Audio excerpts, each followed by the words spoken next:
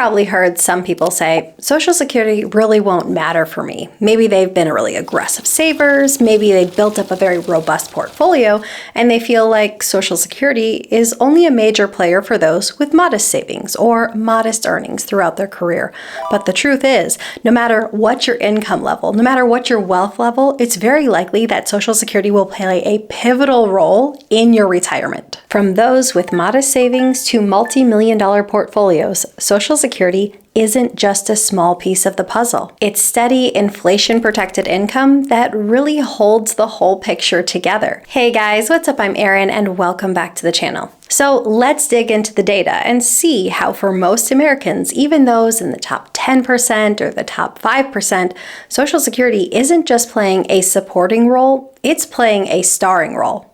Let's break this down with real numbers. Because once you see the math, it becomes clear how big of a role it actually plays. Whether you're earning $30,000 a year or $200,000 a year, Social Security was designed to replace a specific share of your income. And those percentages change depending on what your earnings are. Here are some of the best estimates for how much Social Security replaces based on your lifetime average earnings. As you can see, for a lower income earner, Social Security is designed to replace roughly 70 to 80% of your pre-retirement income. Move up to a middle income earner and it's closer to 40 to 50%. For upper middle earners, it drops to around 30 to 35%, and for higher earners, it levels out at roughly 25% or so. So as you can see, the replacement rate declines as income increases because at this point, you're supposed to be able to save a greater share of your income for your future to help fund your retirement and maintain your lifestyle. But still, every group captures a benefit. But even for those at the top, these percentages might be deceptively low. So let's dig into the math a little bit more. As for why these replacement percentages decline as income increases, here's why the system works this way. Social Security is intentionally progressive. It is designed to replace a higher share of a lower earner's income and a lower share of a higher earner's income. Here's the simple breakdown. The first chunk of your lifetime average earnings is replaced at 90%. The next portion is replaced at 32%, and any amount above that, up to the taxable wage base, is replaced at 15%. And this is really what makes Social Security an equalizer. Lower earners receive a higher percentage of their income as a replacement benefit. Higher earners still receive a significant dollar amount, but they receive a lesser share of their income as a replacement. And when you think about it, it's this structure that makes Social Security work for everyone. It's not necessarily about the size of the check, but rather the stability and the security it provides once your paychecks stop. But here are a few things to keep in mind. Things that really increase the importance of Social Security for middle and higher income earners. For people in these groups, naturally, as we age and progress throughout retirement, spending tends to decline. A common benchmark you hear in the personal finance space is that you might need 70 to 80% of your pre-retirement income to fund your desired lifestyle once you enter into retirement. But as we progress throughout retirement, maybe 20 years in or so, you'll see that percentage tends to decline. And all of a sudden, retirees several years into retirement are only spending 60% or even 50% of their pre-retirement income. And remember, Social Security is designed to replace a set percentage of your typical career earnings. So as your spending declines in retirement, Social Security ends up becoming a greater share of your retirement income. It transforms into this pivotal stabilizing asset, the part of your plan that doesn't shrink when markets do. And it makes sense that you would continue spending your Social Security. This is a guaranteed check that shows in month after month, and it's inflation adjusted. If your spending tends to decline, you're going to cut back on your withdrawals from your portfolio. You're not going to cut back on a guaranteed income stream. That's just common sense. There's also another important factor to consider in how these replacement rates are measured. They're based on single individuals, but many retirees are part of dual income households. In those cases, you end up seeing higher shared combined Social Security benefits. You might see higher household savings and lower expenses, and all of this can make your retirement dollars stretch further. That means for married or partnered households, Social Security makes up an even larger share of total retirement income, and in many cases, a surprisingly substantial one.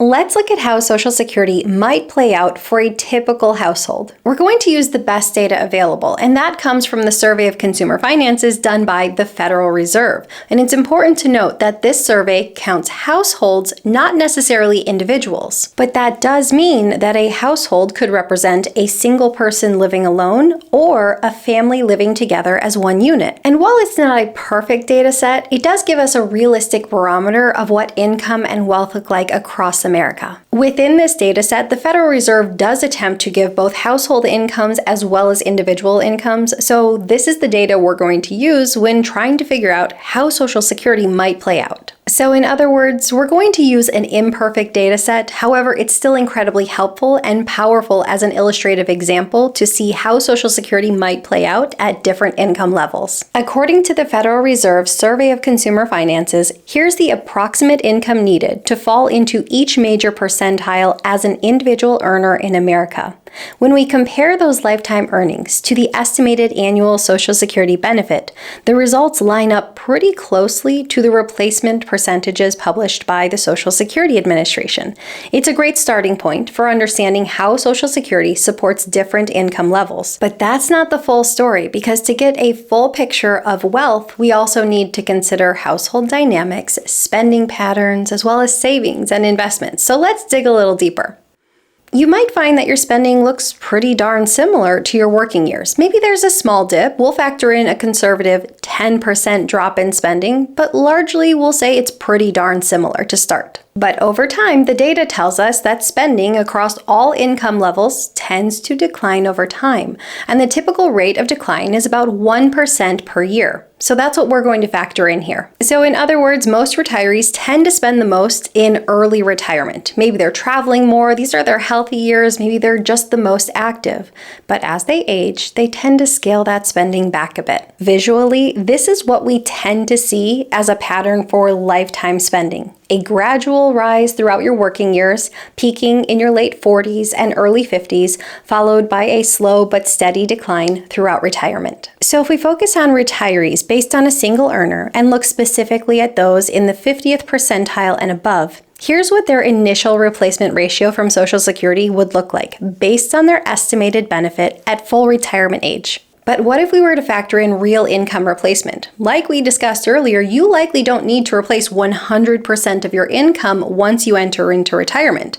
Yes, you may only need to replace 70 or 80%, but for our purposes here, we're going to be a little bit more conservative in nature, and we're just going to assume a 90% replacement of income, so a 10% drop in spending. When we adjust for a modest decline in spending, Social Security's share of your total retirement income immediately increases. Then, as expenses continue to decline, roughly 1% per year on average, Social Security becomes an even more important piece of your retirement income over time. Remember, you're not going to cut back spending from your Social Security check. That guaranteed payment shows up every single month, adjusting for inflation. What naturally declines are your portfolio withdrawals. So as retirement unfolds, Social Security's role quietly grows. It becomes a larger, more stable pillar of your retirement income, one that doesn't depend on market performance or how long your savings last. Let's build a simple example. Imagine you're a median income earner, and over the course of your working career, your average annual earnings were around $55,000. As you transition into retirement, your target spending is about 90% of that amount, so roughly $49,500 per year. Your estimated Social Security benefit at full retirement age would be about $23,400 per year, which covers nearly half of your spending needs right away. To fill the remaining gap, about $26,000, using a 4.7% safe withdrawal rate, you'd need a retirement portfolio of roughly $555,000. So even at the median income level, Social Security is providing a really strong foundation. And remember, it's guaranteed and inflation adjusted, and that takes a lot of pressure off your needed investments and savings. But remember, that's not the full picture. What if we factor in that real spending tends to decline at a rate of about 1% per year? After 25 years, this retiree's annual expenses would fall to around $38,500. That means the amount they'd need to draw from their portfolio would drop from about $26,000 to about $15,000 later on. Once you factor that in, their portfolio doesn't need to be as large to sustain those withdrawals. It needs to be closer to $356,000 instead of the $555,000. That's the quiet power of Social Security. As your spending naturally declines, this guaranteed income stream ends up covering a greater share of your spending needs, and it greatly reduces the pressure on your savings and investments and helps them last longer. There's something else that's really important to point out. Roughly 28% of adults age 65 and older live alone, while the remaining majority live with a partner or a spouse. And that distinction matters a lot when we're looking at retirement income, because shifting from an individual carrying all expenses to a household that may have dual incomes changes the picture. Now we're talking about shared expenses, combined benefits, and real economies of scale that can dramatically shape how much of a household's income Social Security represents. Of course, there are many unknowns when we want to add another person to this picture in the household. Maybe they were a non-working spouse who is entitled to 50% of the primary earner's benefit in retirement, or maybe they were a worker themselves who has a substantial Social Security benefit once they enter into retirement. To keep things simple and conservative from a household perspective, we're going to assume that this was a non-working spouse who would otherwise be entitled to 50% of the primary earner's benefit at their full retirement age. We're not changing the household income here, we're just changing the amount of Social Security benefits that are coming in. So let's factor in that spousal benefit and see how it changes this replacement rate. Look how the math changes once we add households that include spousal benefits. All of a sudden, even at the median income level, Social Security is now replacing about 70% of a household's spending in retirement. For higher income households, those around the 90th percentile, it's still covering roughly 44% of spending. Fast forward 25 years, assuming that same 1% annual decline in spending, and Social Security becomes even more dominant, covering over 90% of spending at median levels, and about half for very high income earners. This is incredibly important because it shows that Social Security's role expands over time for the vast majority of retirees. Even at high income levels, it becomes a dominant source of income. Let's build another example. Let's say we have a retiree with lifetime earnings of about $95,000 a year.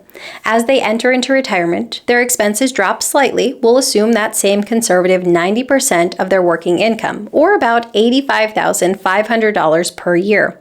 With two sources of Social Security income, this couple is receiving roughly $49,500 a year in benefits, which immediately cover about 58% of their household expenses. That leaves a $36,000 gap.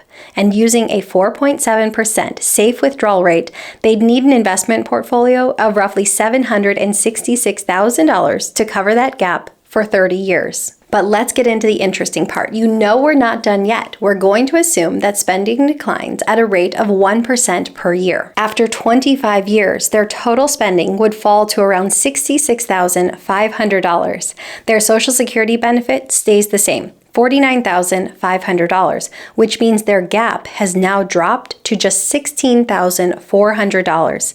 Once we factor in that natural decline in spending, the portfolio they'd actually need to make this retirement work falls from $766,000 to closer to $490,000. That's the quiet power of Social Security as a guaranteed inflation-adjusted income stream and a real decline in spending.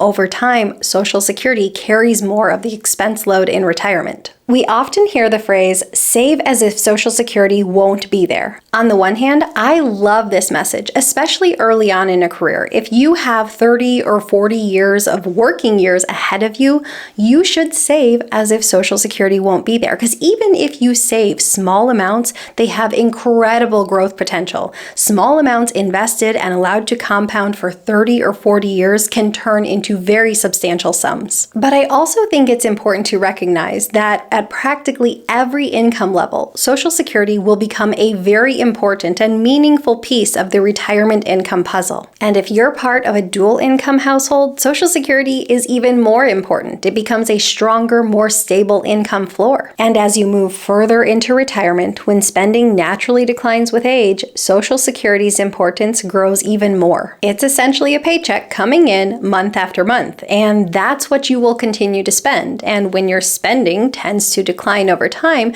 that will naturally reduce the pressure on your portfolio, and your withdrawals will decline over time. So whether you're a low, middle, or high income earner, save often and save as much as you can. If you're a higher income earner, know that the burden of saving for your retirement will fall more on your shoulders. This is only natural, but make no mistake about it. Social Security will likely still play a central role in your retirement income, no matter what your income, no matter what your net worth. So what are your thoughts on Social Security and its growing role throughout your retirement? Leave them in a comment down below. I post new videos every single week. If you got anything at all out of this one, please give it a like. If you're new here, please consider subscribing, or if you know of someone who might get something out of this type of content, please consider sharing. I'll see you soon.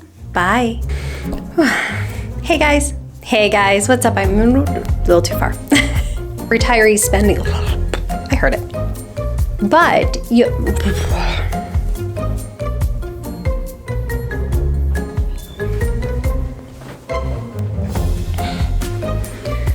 But previously, it becomes a larger, more... Doesn't depend on market performance. No. Loud car driving by, sorry. But let's get into the interesting part. And